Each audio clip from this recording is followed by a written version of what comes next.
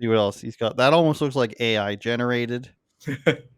There's the one. Actually, That's doesn't the like one. that. But there's also this other video of him doing team photos. The whole lip ring is doing it. I gotta stay in. I gotta stay in character. Shit. We was getting haircuts for Media Day. You want to go? This is my Halloween. Eric, you're sticking with he's turning to the dark side now, correct? Yeah, I mean, look, he is clearly doing a bit, right? He is doing a bit. I'm not going to argue on that, but that doesn't mean it didn't happen. That doesn't mean the nail polish didn't happen, right? So yeah, oh, I mean, again, we hear this time and time again. Oh, it's just art. Oh, it's just a joke. Why are you guys taking it so seriously? You don't have to take it seriously to realize that this still happened. And like I said, if I want to go full tinfoil hat, is it a sheer coincidence that he's on the same team that D Wade was a star of, and he sacrificed his little kid to the demons? Is it a sheer coincidence that the Miami Heat is also had the letters FTX plastered on the side of the building at one point? Sure, maybe it's completely all disconnected, and I'm a crazy person. That's could very well be possible. Nothing is off the table. But at the rate we're going, it's just not that crazy. So yes, it's a joke, but it's also showing little kids that you're going to paint your little boys, more specifically, I should say, that the fingernails is the most insidious. The rest of it, the lip ring, the The hair, gateway whatever, I drug. don't care. It's a gateway drug. Exactly. That is the first step to full capitulation. And we see it with Drake. We see it with Little Yachty. We see it with ASAP Rocky, who ASAP Rocky is the only person that I might consider to have painted his nails and not be completely controlled. But that's just my theory. Obviously, we can delve deeper into those stars at a later date if you'd like to. But that is the gateway drug, is the nail polish for sure. So you're seeing this more as the wear the dress thing of Martin Lawrence saying this and Dave Chappelle saying this Absolutely. than just a bit he's coming up with. This is the do the thing so that we know you're on board. Is that what and you're it's saying? and it's and it's still a joke. Oh, this is just a joke, like Pablo from MSNBC last week. Oh, and as a agent of the deep state here to destroy his campaign, it's like you say it as a joke, so it rolls off people's back. But it is. Look, how many times can you say I just I just worship Satan as a joke? It's like, okay, well, but you're still doing it. Like, how many times are we going to watch this play out over and over and over again? Again, I could be wrong, and I might sound like an even more insane person 3, 4, 5 years ago saying this, but we've watched it. We've watched everybody from Little Nas X to D Wade and his weird Hollywood wife and their little transformer daughter, son, whatever, Zizim Zer. We've watched it all happen. So is anything really off the table? Is anything really that far out of the realm of reality? I don't think so. Alejandro, can you take us back to sanity maybe? Well, I don't think he's insane. I see the points that make sense in that argument. To me, or not necessarily even argument, just opinion. Like, to me, I think Butler goes so over the top that I believe that he's treating Media Day like Halloween. He's there's a there's a bit of an ego that shines when someone does something like this and actually shows the ego to sort of prove that, yeah, I could just do what I want and, influence people to do this. But you see Butler do this, paint his nails. There's a guy, so Caleb Williams for USC is the quarterback, and he's a phenomenal quarterback. I like watching him play. He also does this thing where he paints his nails, and I think last year he would put like FUCK this team.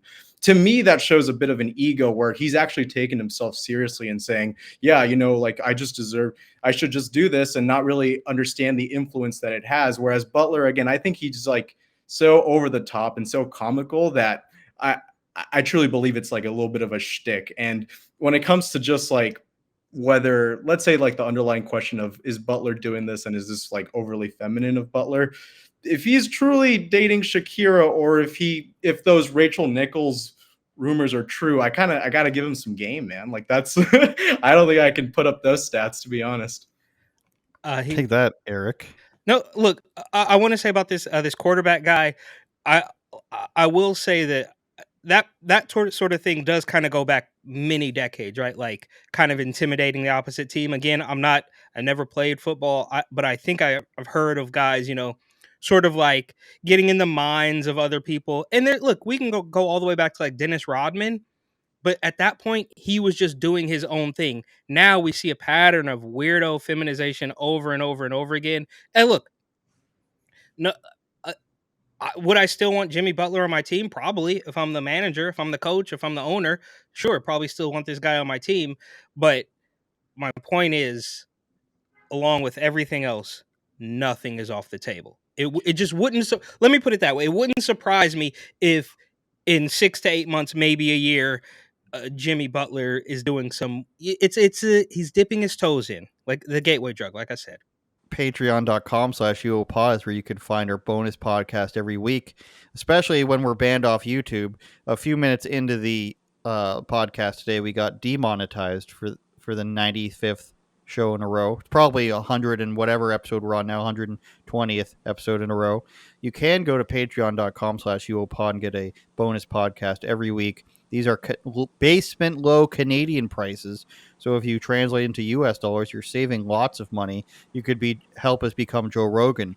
You could be the Raptors super fan, which is a Sikh guy that goes to every Toronto Raptors game and can somehow afford it.